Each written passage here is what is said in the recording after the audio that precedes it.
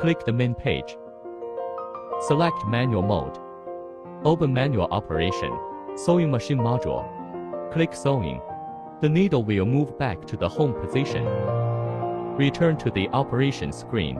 Select manual belt feeding. Send it to a certain extent, and then click manual belt cutting. Then select automatic mode. Click the home button. When it is go to home position, the indicator is on. Machine has been in home position.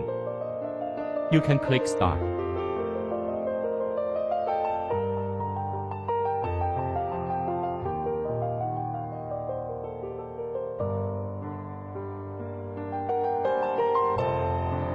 This is the finished product.